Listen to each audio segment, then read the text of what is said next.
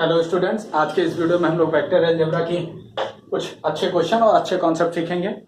देखिए, vector A और अगर वेक्टर बी गिवन है तो वेक्टर ए और वेक्टर बी से क्या क्या चीजें हम लोग फाइंड कर सकते हैं। एक तो इनका प्रोडक्ट निकालेंगे, तो इनके प्रोडक्ट दो तरीके से निकलते हैं। नंबर वन, एक प्रोडक्ट होता है जिसे हम लोग vector A cross vector B बोलेंगे, इनको क्रॉस प्रोडक्ट भी बोला जाता है। This is known as also cross product. और सेकंड नंबर पे हम लोग फाइंड आउट करते हैं vector A dot vector B, इनको डॉट प्रोडक्ट के नाम से हम लोग जानते हैं। मींस जब वेक्टर ए और वेक्टर बी गिवन हो तो पहली चीज हम प्रोडक्ट फाइंड करते हैं। प्रोडक्ट इनके दो तरीके से निकल कर आते हैं। नंबर एक cross product, number second thing is dot product. Cross product की जब बात होती है तो क्रॉस प्रोडक्ट के लिए हम लोग एक फार्मूला यूज करते हैं, vector A cross vector B. Means हमारे पास हो जाता है magnitude of vector A and magnitude of vector B sine theta and n cap. इतना पार्ट्स जो होता है ये मैग्नीट्यूड को एक्सप्लेन करता है, और ये जो एन कैप होता है, एन कैप यहाँ पर डायरेक्शन को रिप्रेजेंट करता है, ये डायरेक्शन को शो ऑफ करता है। इसी तरीके से जब हम डॉट प्रोडक्ट की बात करते हैं तो हमारे पास A dot B is equal to आ जाता है magnitude of vector A magnitude of vector B cos theta.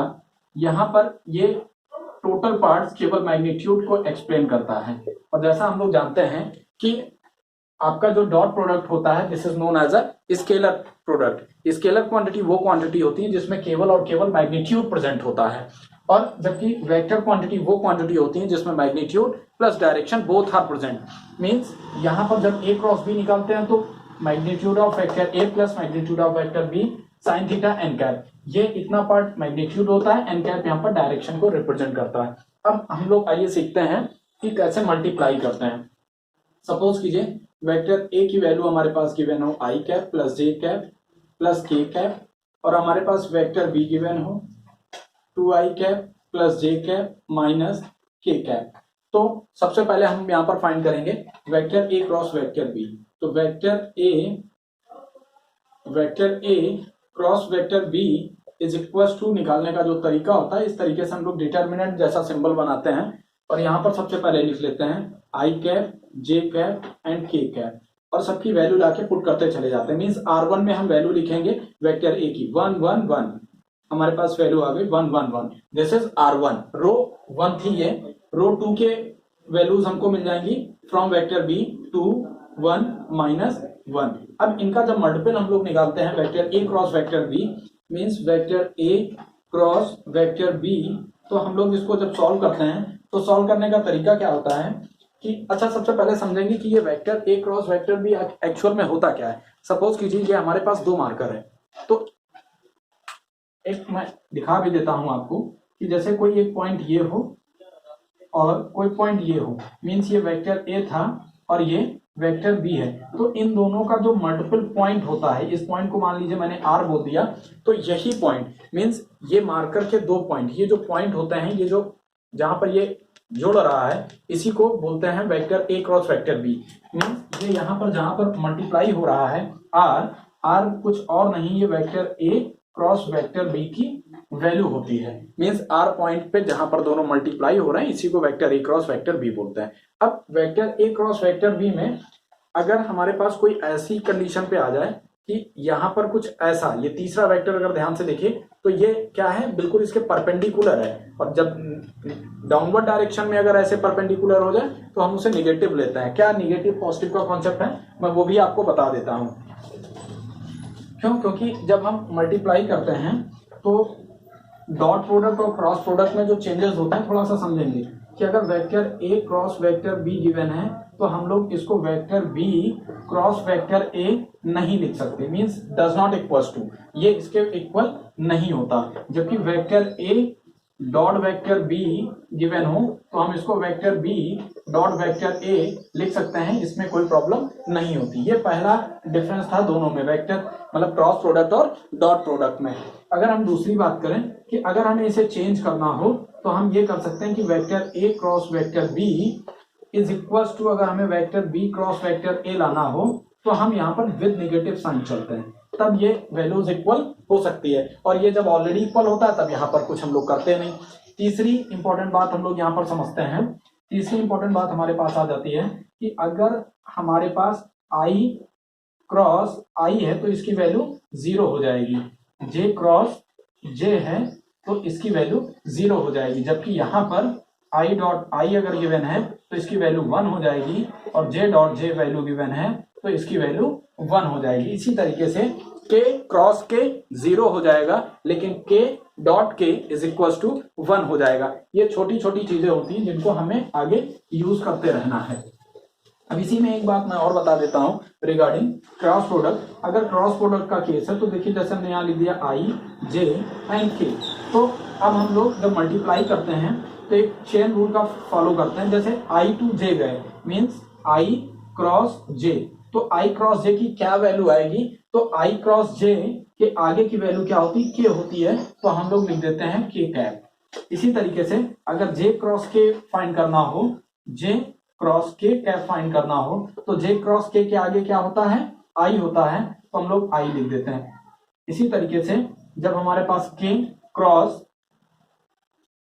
k cap cross i हो, तब हमारे पास रिजल्ट जो आएगा k क्रॉस i का वो हो जाएगा j कैप। लेकिन अगर यहीं पर कुछ उल्टा हो जाए, j क्रॉस i जैसा सीन आ जाए, j क्रॉस i का सीन हो जाए, तो j क्रॉस i के बाद हम आगे बढ़ेंगे तो हमको k मिलेगा, लेकिन ये डायरेक्शन रिवर्स हो गई। मींस अभी तक हम क्लॉकवाइज डायरेक्शन में चल रहे थे तो पॉजिटिव साइन थे, अब हम एंटी क्लॉकवाइज चलेंगे तो हम नेगेटिव साइन को ले लेंगे। तो हमारे पास रिजल्ट जो आएगा j क्रॉस i की वैल्यू आ जाएगी माइनस k कैप। इसी तरीके से अगर i क्रॉस k करें हम लोग, i क्रॉस k करें तो i क्रॉस k हम लोग रिवर्स ऑर्डर चलना है, हमारे पास j आएगा लेकिन नेगेटिव साइन के साथ। अब मुझे लगता है ये बात आपको समझ में आ गई होगी, तो मैं अब आगे की इस मल्टीप्लिकेशन को मैं कंटिन्यू करता हूं।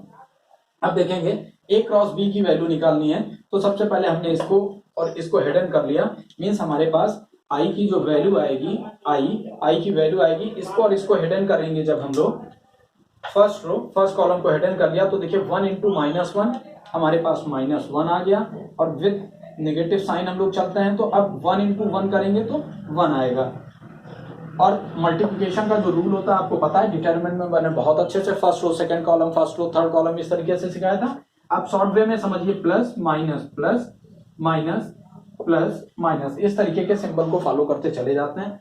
तो पहला यहाँ हम लोगों ने पॉजिटिव लिया, प्लस के बाद सेकंड आएगा माइनस, माइनस के साथ हमने लगाया जे की वैल्यू के लिए हमने सेकंड कॉलम और second column and first row को जब हिडन किया हमारे पास वैल्यू आ गई 1 इंटू -1 हो गई, और 2 इंटू 1 माइनस में 2 हो गया।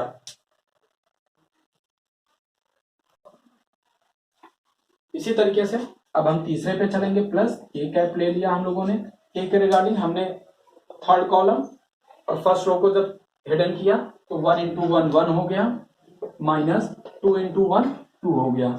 अब इसको हम लोग सॉल्व कर लेंगे, सॉल्व करने के बाद हमारे पास आ जाएगा i कैप, -1 -2 हो गया, माइनस j कैप, -1 -2 -3 हो जाएगा हमारे पास। तीसरी वैल्यू हमारे पास k कैप, यहाँ पर हो गया -1। अब इसको अगर हम लोग लिखेंगे तो लिख सकते हैं -2i cap plus minus minus plus हो जाएगा j कैप, और ये हो जाएगा -k कैप। यानी हमारे पास vector a cross vector b की जो वैल्यू निकल आई वो इतना हो गया।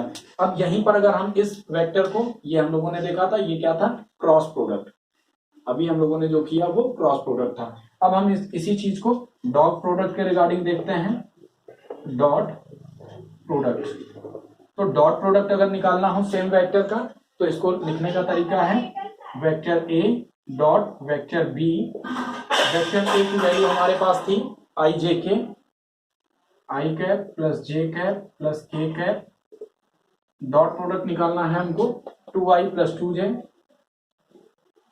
2i plus 2j, sorry 2i plus j minus k, 2i plus j minus k cap. Dot product निकालते समय हम चेक करेंगे i का,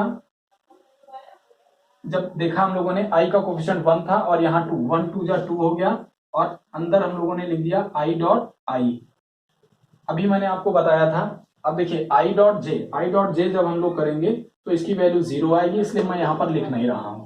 प्लस जे के साथ किया तो 1 जे डॉट जे कर देंगे, इसी तरीके से प्लस अब हमारे पास 1 इंटू 1 माइनस में आ जाएगा, तो हमने यहां पर लिख दिया माइनस का 1 और अंदर हमारे पास हो गया के डॉट के, इन ब्रैकेट हमने ये लिख दिया। अब ध्यान से देखिए हमारे पास वैल्यू निकल कर आ गई 2, आई डॉट आई की वैल्यू 1 हो जाती है, प्लस 1 जे डॉट जे की वैल्यू 1 हो गई, माइनस 1 इंटू के डॉट के की वैल्यू 1 हो गई, मीन्स 2 प्लस 1 माइनस 1, तो ये कैंसिल हो गए, फाइनल आंसर हो गया 2। हमारे पास वेक्टर ए और वेक्टर बी का जो क्रॉस प्रोडक्ट निकल कर आया वो ये था, और vector A dot vector B means जब हम लोगों ने डॉट प्रोडक्ट निकाला तो हमारे पास वैल्यू आई ये। अब यहां देखने से समझ में आ गया कि जब हम लोगों ने डॉट प्रोडक्ट निकाला तो एग्जैक्टली यहां पर हमारे पास 2 आया। जैसा मैंने पहले बताया था, डॉट प्रोडक्ट निकालते हैं तो हमें केवल मैग्नीट्यूड मिलता है, यानी मैग्नीट्यूड की वैल्यू हो गई 2, और जब क्रॉस प्रोडक्ट करते थे तो हमारे पास मैग्नीट्यूड और डायरेक्शन दोनों आता था। एन कैप यहाँ पे डायरेक्शन का रिप्रेजेंटेशन होता है, तो यहाँ पर देखिए 2i 3j के, यहाँ i j के जो है ये डायरेक्शन को रिप्रेजेंट करता है, जबकि 2, 3 और 1 ये क्या है, मैग्नीट्यूड होते हैं। तो इस तरीके से हम लोगों ने क्रॉस प्रोडक्ट और डॉट प्रोडक्ट को अच्छे से समझने की कोशिश की। अब आते हैं कुछ चीजें और समझते हैं। अब इसका क्या क्या यूज है, इस तरीके से क्रॉस प्रोडक्ट डॉट प्रोडक्ट अगर हम लोगों ने पढ़ा है तो जाहिर सी बात है इसका कुछ यूज करेंगे। तो इसका यूज होगा, जैसे हम लोग एरिया ऑफ पैरेललोग्राम फाइंड करें, एरिया ऑफ पैरेललोग्राम, तो एरिया ऑफ पैरेललोग्राम क्या होता है, magnitude of vector A cross vector B, means अगर vector A cross vector B की वैल्यू पता हो तो उसका मैग्नीट्यूड कर लेंगे तो हमारे पास एरिया ऑफ पैरेललोग्राम डायरेक्ट निकल आएगा। एरिया ऑफ पैरेललोग्राम कैसे, कहने का मतलब ये कि अगर ये कोई पैरेललोग्राम गिवन है, सपोज कीजिए ये ABCD एक पैरेललोग्राम है, और इस पैरेललोग्राम का हमारे पास वेक्टर ए गिवन हो, वेक्टर बी गिवन हो, तो अभी हमने वेक्टर ए और वेक्टर बी की वैल्यू निकाली थी। अब इस समय मैंने इरेज कर दिया, मैं ऐसे ही लिख लेता हूँ कि सपोज करिए हमारे पास vector A cross vector B की जो वैल्यू है वो i cap plus j cap plus k cap given हो। ये हमारे पास vector A cross vector B है, ये मैंने अपनी तरफ से डायरेक्टली लिखा कि अगर vector A cross vector B की वैल्यू हमने किसी तरीके से फाइंड की, जो वैल्यू ये निकल कर आई थी। अब इसकी हेल्प से अगर हमें एरिया ऑफ पैरेललोग्राम निकालना हो तो अगली लाइन में हम लिखेंगे area of parallelogram is equal to modulus of vector A cross vector B. इसका मतलब हो गया कि अब हमारे पास जो वैल्यू निकल कर आई थी उसका हम लोग मॉडुलस ले लेंगे। मॉडुलस का मतलब हो गया रूट में, तो यहाँ पर हो जाएगा 1 का स्क्वायर प्लस 1 का स्क्वायर प्लस का 1 का square, it means root of 1 plus 1 plus 1, final answer हमारे पास हो जाएगा √3 unit square. Unit square, unit square इसलिए क्योंकि एरिया की जो यूनिट होती है वो स्क्वायर होती है, इसलिए हमने उसको यूनिट ऑफ स्क्वायर कर दिया। तो इस तरीके से सबसे पहले हमने क्रॉस प्रोडक्ट का यूज करके एरिया ऑफ पैरेललोग्राम को फाइंड कर लिया। अब सपोज करिए इसका सेकंड यूज हम लोग कहां कर लेते हैं, तो सेकंड यूज हम लोग करते हैं एरिया ऑफ ट्रायंगल। अगर हमें एरिया ऑफ ट्रायंगल फाइंड करना हो, area of triangle, area of triangle, तो एरिया ऑफ ट्रायंगल फाइंड करने के लिए एरिया ऑफ ट्रायंगल निकालने का जो फार्मूला हो जाता है 1/2 modulus of vector A cross vector B.